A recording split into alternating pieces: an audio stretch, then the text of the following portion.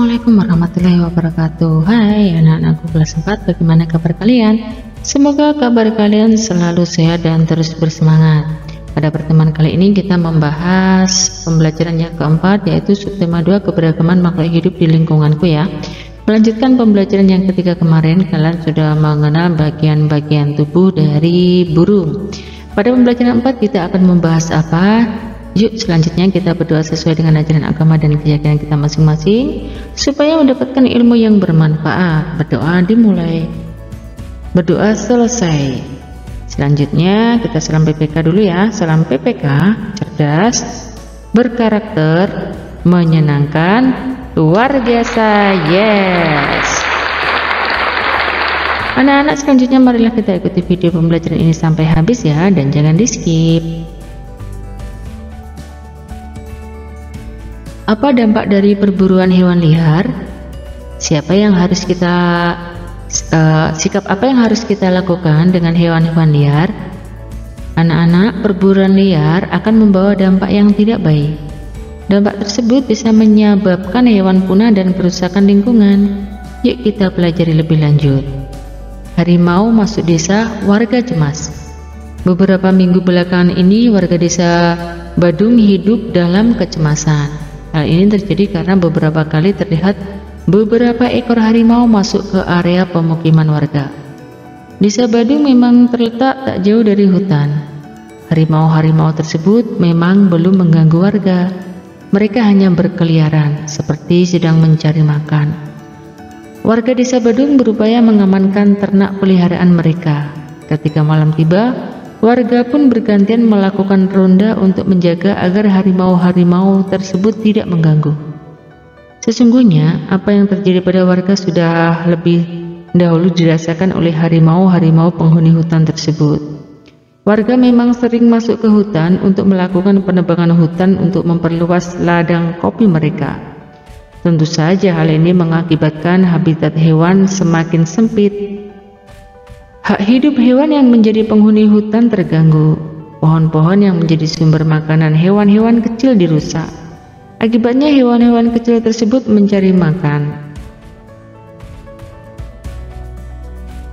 makan di tempat lain. Nah, hewan besar seperti harimau yang memangsa hewan kecil pun kehilangan haknya untuk mencari makan di habitatnya sendiri. Naluri untuk meneruskan kehidupannya lah yang membuat harimau-harimau tersebut kemudian mencari makan ke tempat lain. Itulah sebabnya harimau masuk ke desa Badung. Jika demikian, apakah harimau yang mengganggu hak hidup warga desa Badung atau justru warga desa Badung yang mengganggu hak hidup harimau di hutan? Manusia dikarunia akal, budi, dan kebijaksanaan. Sudah seharusnya manusialah yang memahami kewajiban untuk menjaga hak hidup makhluk hidup di sekitarnya, termasuk harimau. Berdasarkan teks tadi ya, yang berjudul harimau masuk desa tadi, jawablah pertanyaan berikut. Apa yang dilakukan warga terhadap hutan? Apa yang terjadi dengan harimau? Apa yang terjadi dengan penduduk desa ketika harimau masuk ke desa ya maksudnya? Mengapa harimau masuk ke desa? Setujukah kamu dengan warga yang menebang kayu di hutan? Apa yang dilakukan warga melanggar hak-hak hewan? Apakah yang dilakukan penebang pohon juga melanggar hak-hak masyarakat? Jika kamu menjadi warga tersebut, apa yang akan kamu lakukan? Apa kewajiban yang seharusnya dilakukan oleh warga? Nah, bisa kalian jawab di buku tulis kalian. Setelah kalian menulis jawabannya, bisa kalian cocokkan ya dengan jawaban yang ibu contohkan di sini.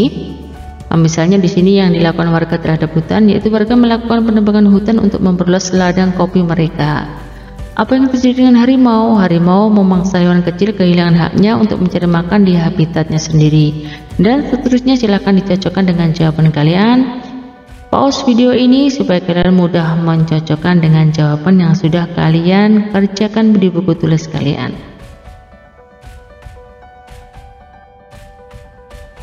Pada slide ini nomor 7 sampai nomor 9 dari pertanyaan tadi sudah ada contoh jawabannya. Silakan dicocokkan dengan jawaban yang sudah kalian jawab ya.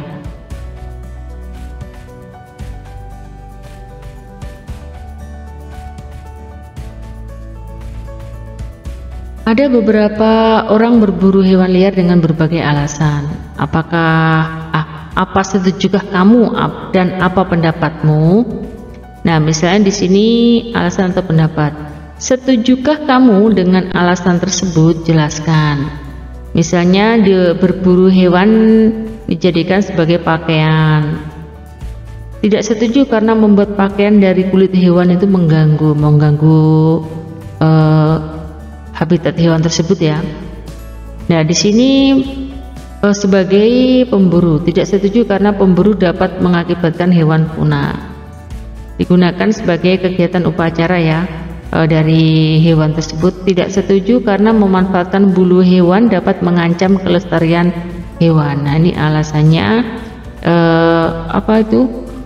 berburu hewan itu digunakan untuk pakaian, hewan-hewan tersebut diburu, bagian dari hewan tersebut digunakan sebagai kegiatan upacara adat. Di sini tidak setuju.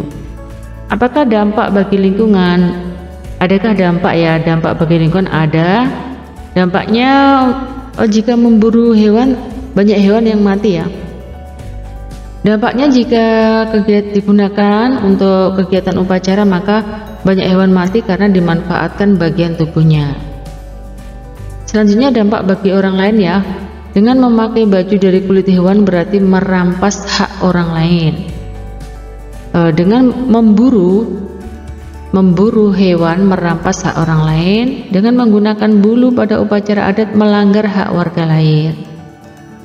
Apakah perbuatan dalam gambar tersebut melanggar hak orang lain? Iya, karena orang lain juga memiliki hak untuk menikmati keberagaman hewani. Apakah memburu hewan juga melanggar hak orang lain? Iya, karena orang lain juga berhak merasakan keseimbangan alam.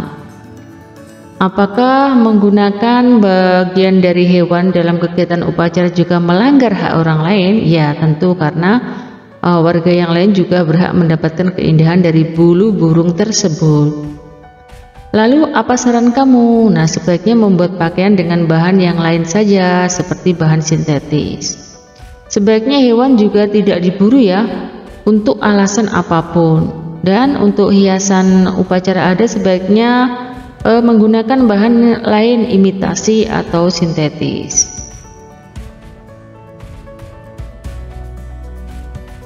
Selanjutnya di sini ada beberapa soal ya, sebutkan hal-hal yang menyebabkan hewan menjadi langka. Ya, di sini yang membuat hewan menjadi langka ada perburuan, bencana alam, penyakit atau virus, pemanfaatan hewan berlebihan, perubahan iklim, dan kerusakan habitatnya. Sebutkan hak dan kewajiban ketika memelihara hewan. Sebutkan bagian tubuh suatu hewan beserta fungsinya. Nah, di sini hak dan kewajiban ketika memelihara hewan sudah disebutkan yang di sini, yaitu hak ketika memelihara hewan yaitu bermain dengan hewan, memberi nama panggilan, memiliki hasil dari ternaknya, merasa senang bersama hewan, mendapatkan kasih sayang dari hewan. Kewajibannya apa? Memberi makan, minum, mengobati jika sakit, memberi tempat tinggal yang layak, memberikan perhatian dan kasih sayang. Bagian-bagian tubuh suatu hewan fungsinya yaitu kaki untuk berjalan, sayapnya bisa untuk terbang, cakar untuk menyengkera mangsa, taring untuk mengoyak daging mangsanya, kaki selaput untuk mempermudah berenang pada bebek ya, paruh panjang mempermudah menghisap madu, kaki perekat pada cicak, atau tokek berfungsi menempel pada dinding. Demikian tadi anak-anak pembelajaran yang bisa Ibu sampaikan ya. Mohon maaf atas segala kesalahan dan kekurangan. Sampai jumpa pada video pembelajaran berikutnya. Ibu akhiri, wassalamualaikum warahmatullahi wabarakatuh.